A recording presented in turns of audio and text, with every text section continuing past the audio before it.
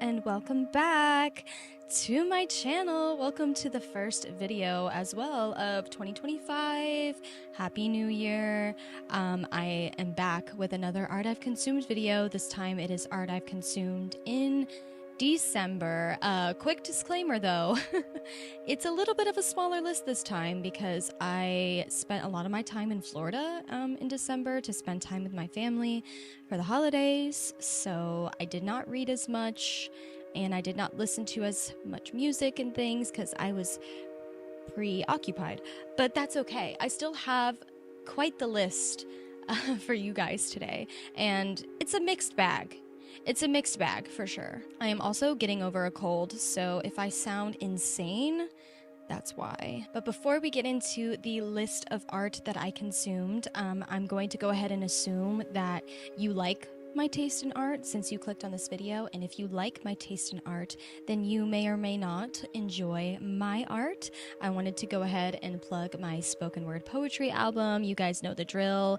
It's called Metamorphosis. It is a tale, a spiritual tale, if you will, of transformation and girlhood, and it is on all streaming platforms, Spotify, Apple Music. It's here on YouTube with some really beautiful visualizers that I worked really hard on if you want to check that out. I also have a storefront, www.carissalove.net. I don't know why I said it like that, where I have some merch options. I have 11 different poster options, one for each track. I kind of like to think of them as like tarot card-esque, so if you're into that, definitely check it out. I have a t-shirt, a tote bag, and there are still very few copies left of the Metamorphosis CD. The CD includes a 28-page booklet with visuals and all of the poems for you to read along as you listen. They're really beautiful, and they're going to be rare once they sell out. I don't think I'm going to restock them because a little announcement? Does this count as an announcement? I don't know. I am currently working on album number 2. Yeah, album / project number 2. It's going to be handled differently than Metamorphosis, and you'll see why. I'm going to be taking my sweet time with this next project so I can get it as close to a masterpiece as I can muster with all of my creative strength, and I'm really excited about it. It's going to be different, very different from Metamorphosis, but it's going to be still spoken word, but me and my producer Elliot are calling it alt pop poetry, which is really neat. I feel like we're kind of creating our own genre, which we kind of did that with Metamorphosis, but it's going to be taken up a notch. I'm really excited, so make sure you also follow me on all of my socials to keep up with any announcements in regards to the next project. And like I said, I'll be taking my time with it, which means that I don't know when it's going to come out, so I can't really tell you when it's going to come out, but I can tell you that some singles will be released leading up to it to promote it throughout this year, but the album itself might not come out till the end of the year or early next year. I mean, we'll see. We'll see. I'm taking my time, like I said, but blah, blah, blah, yap. Let me go ahead and dive into the art I've consumed in December, starting out strong with books. What are the books that I consumed in December? First of all, you know I gotta talk about it. You know I gotta talk about my favorite newspaper. I got the December issue of Le Petit Three, France-based newspaper. I spilled water on mine. What a tragedy. I was kind of sad about it at first, but now it's like my copy is unique. It kind of looks like a painting. It looks really cool, actually. I'm not that mad at it. Getting this newspaper subscription, also this is not sponsored by the way, but getting this newspaper subscription has been like such a joy each month when it shows up on my doorstep, and I really enjoyed this issue for sure. All the glitz and glamour definitely existed in this issue and kind of focused on the light in the darkness, because in the winter it can be quite the introspective and isolating time, and they talked a lot about, you know, celebration and community in spite of darkness, which I thought was really fascinating. Really enjoyed the December issue of Le Petit Three. Big fan of their work, and looking forward to the January issue. I actually just got my January issue in the mail, so excited to dive into that. If you want like a fun little surprise on your doorstep, a little esoteric newspaper, definitely check out Le Petit Three. It's for all the esoteric spiritual girlies. I'd be saying that, but it's true. Check it out. Okay, next book that I read, well, not next book, first book that I read in the month of December is My Husband by Maud Ventura. This is French literature that was translated into English. This is a psychological thriller, kind of. It's kind of like a character study. This is about a woman who is in her mid-40s and is obsessed with her husband. And when I say obsessed, I mean like hyperfixates on every little minute detail that her husband does in their marriage, outside of their marriage. She's like low-key a stalker vibe. She's really insane. This is like, if you want to be inside the head of an insane woman, you might really enjoy this. I've seen a lot of people compare this to Gone Girl, which I kind of see that comparison, but they are very, very different stories. I would almost say they're not really comparable. The only way it's comparable is like the obsessive wife kind of trope. But this book is the definition of gaslight. And being inside this protagonist's head was really, really exhausting. Like, I was tired just listening to her rambles. But while it was exhausting, it was also really fascinating. I blew through this book. I read this in like 2 days. And this book, I would actually say, is pretty good for those of you who are experiencing any type of reading slump. If you're having a reading slump and you want to get out of it, this is one of those books that really grips you from the first page all the way to the end. And I loved the ending of this book. Like, as I was reading it, I was not sure where the author was taking it. I was not sure where it was going or how she was going to wrap it up until she did. And then I was like, oh, I get it. Wow, what a beautiful ending. Not a beautiful ending, I guess. Shocking. Plot twist kind of an ending. Really, really enjoyed this. I really, really enjoyed this. I recommend it. It's really fun. It's fascinating and gripping. Moving on to the next and final book that I read in the month of December, potentially my favorite book that I read in December. I was so lucky to be sent an ARC from the publishing house, which never happens to me. And when it does happen to me, I get so excited. I'm like, yes, I'll take an ARC, especially an ARC of beautiful, spiritual, esoteric poetry. This is Tender Philosophia by D.D. Afra and Jana Lien. I hope I'm saying that correctly, dear God. Tender, erotic, and poetically unflinching. Tender Philosophia comes as a collaborative effort of two women writers from opposite sides of the world. Afra and Leanne weave verses of myth and reality into a tapestry of introspections, sorrows, and desires. The collection sifts through time and space, finding a flawless harmony between nature and spirituality. These two new voices from Taiwan and Finland write with a soft yet infatuating intensity. With rich imagery and alluring stanzas, they invite you to gaze unabashedly into the core of their genius. I loved this. I loved this so much, as you can probably tell from the amount of dog-eared pages. Actually, let me count real quick how many pages I dog-eared. It's like an alarming amount. 1, 2, 3, 4, 5, 6, 7, 8, 9, 10, 11, 12, 13, 14, 15, 16, 17, 18. 18 poems I dog-eared that I thought were just jaw-droppingly gorgeous. This is a gorgeous collection of poetry, potentially my favorite that I read this year.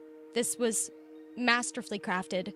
I loved it so much. It was so moving. A few poems did move me to tears.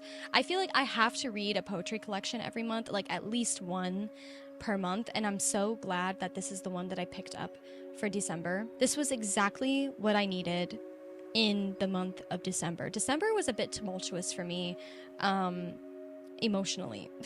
I've been going through it in December, but January is gonna be better. I hope. Okay, now moving on to films. What are the films that I watched and consumed in the month of December? So I really have no true explanation for this film list. It's really, truly, it's strange. I don't know, like this lineup is kind of all over the place. So hear me out. The first film I rewatched The first 2 films I rewatched in the month of December. Also, this film list is giving vampires. I watched like multiple vampire movies, which is interesting. Anyway, I rewatched Twilight. You know why I rewatched Twilight? Me and Caleb were in a restaurant. We were getting ramen, okay? And the restaurant was playing the Twilight soundtrack. And sometimes, you know when you just like forget that Twilight exists, and then you're reminded, and then you're like, oh, I need to rewatch that. Because it is such a comfort film. Like, especially people in my age demographic, like Gen Z, like older Gen Z, like we were raised on Twilight. So it does have that nostalgia factor. I'm aware that these movies are like ass. Like, I know that they're not technically good. Like, I know they're bad. Even the actors don't like Twilight. But I rewatched Twilight, and I rewatched New Moon. Which New Moon is my own personal favorite out of all the Twilight movies. I feel like after New Moon, they really fell off. Like, Eclipse and all the other ones are like mid as fuck. Like, I can't even sit through them. Like, they're so cringy and bad. But Twilight and New Moon, they're so comforting. They're like a warm hug on a December night to me, which is why I rewatch them. And this is also reigniting like my bucket list adventure. One of my bucket list adventures is to go to Forks. And now that I live on the West Coast, like, that could technically happen. Like, I could do that. Bella, where the hell have you been, Loca? Literally, it's so memed. It's so ridiculous. But the soundtracks are the best part of these movies. The soundtracks, some of the cinematography, specifically in New Moon. New Moon has really great cinematography, and the New Moon soundtrack is the best. I'm a New Moon stan, what can I say? I love New Moon the best. But yeah, no real reasoning as to why I rewatch these other than for pure pleasure and enjoyment. And speaking of nostalgic rewatches, the next film that I rewatched, which is an annual December rewatch for me, this is one of my favorite films of all time. An animated film, and that is Anastasia. I think this came out in 1997. I might be wrong. This is my favorite animated film of all time. Literally, I have watched this film so many times. I grew up on this film. This film makes me so incredibly emotional. And every time I rewatch it too, I think of 18-year-old me whenever I went to New York just to see this on Broadway. Like, I'm an Anastasia stan. Like, do we have any Anastasia stans in the audience? Please make some noise. This soundtrack as well is top tier. And the reason I rewatch it in December is because once upon a December, you know the song. I love this story. I know it's not historically accurate, and I don't care. I don't care. I don't care. It's a movie made for children. Like, why would we make this historically accurate? Also, the 90s and like the animated films were all like not historically accurate, like Pocahontas and like all that. It's just, it was a trend of the time. But I still love this movie so much. The villain in this film used to scare me to death as a kid, and I still think he's one of the scariest villains ever in animated movie history. I just love this film so much, and upon my rewatch, specifically the song, what is it? Journey to the Past. That song moved me to tears. Moved me to tears. It makes me cry. You know, stories like this, like the kind of lost duckling trying to find a family that you fit into and that loves you, those kinds of stories make me just like it makes me like snot and like tears like going down my face. Like, it makes me ugly cry. It just hits home for me. It just hits a soft spot for me. I love this movie. I'm really glad I rewatched it in December, as per usual. Okay, and speaking of animated films, you know what? I'm gonna do this out of order. Usually whenever I talk about the films I've watched, I kind of go through them in order, but since we're already talking about animated films, I'm gonna talk about another animated film that I watched in December. Whenever I went home for Christmas, I have a niece and nephew. They're quite young. My nephew's 9, almost 9, and my niece is almost 5, so they're very young, and they really wanted me to, and my sister really wanted me to watch The Wild Robot, which came out this year. I think this is also DreamWorks, another DreamWorks film. Another DreamWorks film that made me freaking cry. You know, this also proves like the creation of this masterpiece, masterfully crafted, emotional, poignant, relevant, like the subject of it is so relevant. We need to start, as if I'm a part of Hollywood, we need to start investing our money into original stories instead of sequels and remakes. Please, God, I'm begging, because when we do, we end up with beautiful movies like this. I loved this so much. My Aquarius ass, my nature obsessed, Mother Earth obsessed ass loved this so much. Has anybody else seen The Wild Robot? I loved this. It was so good. If you haven't watched The Wild Robot, you definitely should. But it's basically about a robot that lands on an island filled with, like, it's like an uninhabited island. Like, there's no humans. It's just animals and, like, nature. And the robot, like, becomes one with nature and becomes a wild robot. I know it sounds kind of, like, silly, but it was so good. Pedro Pascal played the fox, which was great. And I loved this so much. It made me cry so much. The humanity of it all. The love letter to nature that it is. It is a love letter to our natural state in nature. And it's a little bit of, like, not an anti-technology movie, but it just is so poignant for this day and age with the creation of AI and all of these things. And it made me so emotional. I cried, like, multiple times watching this. I loved it. I loved it. If you're a nature-obsessed girly like me, and you have strong opinions about AI and technology, check out The Wild Robot. Okay, like I said, these lists of films is a mixed bag. I really have no explanation. But now getting into the true, like, other than The Wild Robot, which is a masterpiece, but the true masterpieces that I watched this month. First off, I really want to talk about House of Tolerance. Was an epic watch. I loved this so much.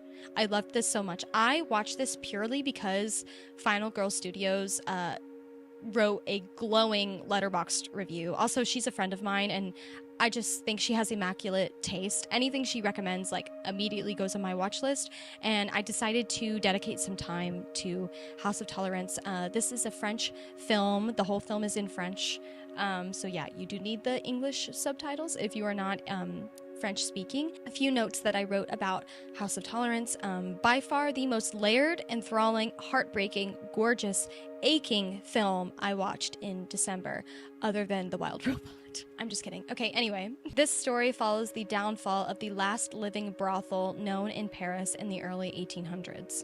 This film depicts sex work in a way that is honest without being exploitative, which is hard to come by in the film industry, and the director does it with tact and grace and beauty and really humanizes these women. The way that director highlighted the beautiful friendship and relationship between these women was so well done. This film is gorgeous, but it's also low-key depressing and horrifying. But also, I need to say that the set design and costume design of this film is chef's freaking kiss. In the words of Final Girl Studios, in her Letterboxd review, she said that every frame looks like a painting, which is also what sold me on it, because if anything, I am a sucker for beauty and beautiful shots and beautiful films. So this is one of the most beautiful films I've ever seen. I loved it. It was so just, you really get lost in this film, and it's such an accurate portrayal of the feminine experience or feminine performance. And the watching of this film also really inspired me to write a poem. So I wrote a poem, not inspired by the film, but kind of. It kind of kickstarted me wanting to write about the idea of feminine performance and women, to be a woman is to perform. Like, this is very much that. And commentary on the male gaze and, how our bodies are kind of packaged and sold to society. And it's stunning. I watched this on Mubi, so if you're interested, you could watch it on there. I really, really, really recommend it. One of my favorite films that I watched this year. I thought it was fantastic. I'm actually shocked that this is not more popular on the, like, internet film girl space, or like the film girl esoteric kind of space. Like, this deserves a spot on, like, the list of films that girls hyperfixate on the internet. It's fantastic. And then the last film that I watched in December is, but of course, Nosferatu, Robert Eggers, one of my favorite directors. I went into this with really, really high hopes because he is just a master of his craft. He is one of the masters of the horror genre, and this, personally for me, did not disappoint. But as I was watching, I was like, this is definitely not going to be for everybody. I went with my mom and my boyfriend, Caleb. Caleb didn't really care for it. Me and my mom really liked it. I feel like this one is definitely for the girls. The romantic gothic nature of it, I love anything romantic gothic. That genre is so enthralling to me. A commentary on repressed desire, trauma, and sexual shame told through a gothic romantic lens. A recreation of a classic spin-off of Dracula, Nosferatu was one of my favorite theater experiences ever, but until the ending. I thought the last shot of this film was so beautiful. I want to print it out and put it on my wall. It's beautiful yet horrifying, okay? Beautiful yet horrifying.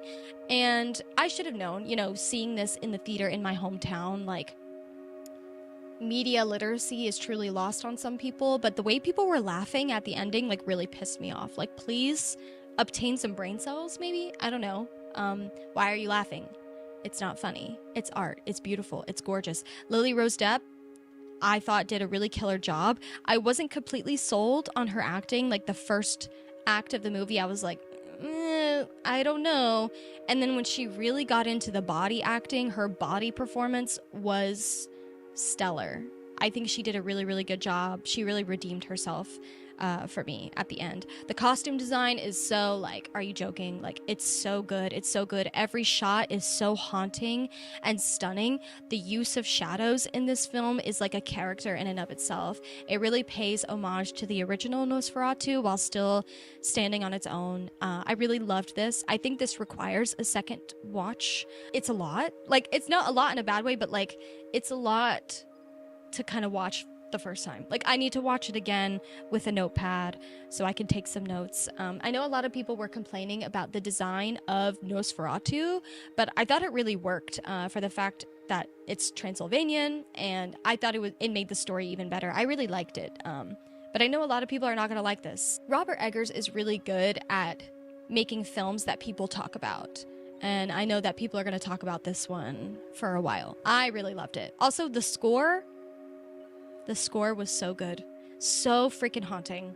I loved it. Finally, now that I've quit yapping about all these random films, moving on to music. What is the music that I listen to the most in the month of December? First of all, the song you heard in the intro is called Ribbons by Lila Ravelle, and I need to talk about Lila Ravelle's EP, Fairy Songs.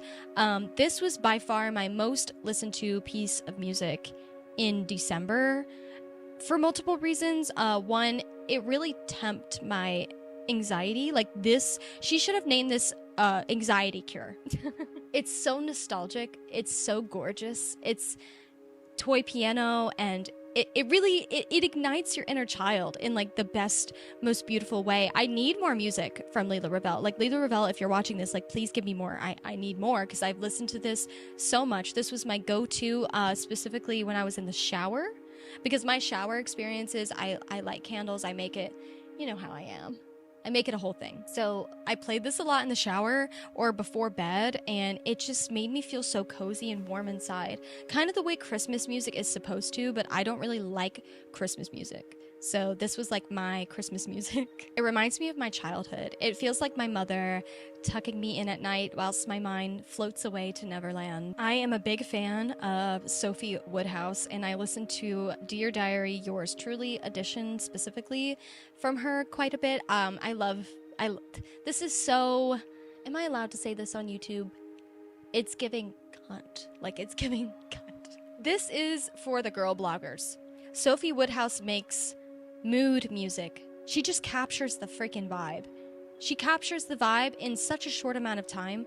Like, her songs are short in nature. They're usually only like 1 to 2 minutes long, but that's all she needs. That's all she needs to just capture the freaking vibe. If Diet Coke made music, this is what it would be. This is Lily Rose Depp AirPods, Ballet Flat, Maxine Mink's Maladaptive Daydreaming. Does that make sense? Am I speaking your language? This is the coquette juice, okay? This is the coquette smoothie. Also, this is a really fantastic album to listen to when I'm driving around LA. Like, it just captures the vibe. Like, it's just pure vibes. It's pure vibes. Like 90% of what she's saying, I don't even know. Like, I would have to read the lyrics, but I don't need to know because it's just a vibe. So if you want like mood music that is girly and kind of angsty, then you will really, really enjoy this album. All right, and the last album I want to talk about, the last piece of art that I consumed in the month of December, is the Fleet Foxes self-titled album. This is an album I returned to in December to cure my depression. me immediately like turning to folk music when I'm depressed. I'm like, please, it's like happy juice. Like, please make me feel better. Please make me feel better. And I'm a sucker. I'm a sucker for folk music in general. I've talked about this before, but I'm especially a sucker for like early 2010s, late 2000s folk music. Don't even get me started on the Civil Wars. Like, I could write a dissertation on the Civil Wars. But this album from the Fleet Foxes is my personal favorite, probably because there is like a nostalgic aspect to it. This is like a fox wearing a knit sweater with a cup of hot cocoa, which is why I returned to it in the month of December. I love this so much. I danced around my room a lot to this. It just makes me want to dance. It makes me want to twirl around. And I think it's also beautifully written, which is kind of a staple of folk music. Like, lyricism is everything with folk music. So if you do like folk music and you've never listened to this album, I really, really recommend it. All the music that I listened to in December is giving I need to escape. Anyway, you guys, that is all of the art that I consumed in the month of December. I hope you enjoyed this video. Please subscribe if you do, and feel free to leave in the comments if you're interested in any of the things I recommended or some of the art you consumed in December. I can't wait to connect with you again for the January art I've consumed. I'm already racking up a really cool list, so it's gonna be great. So make sure you stick around, and I love you so much. Thank you for watching, and I will see you the next time. Bye!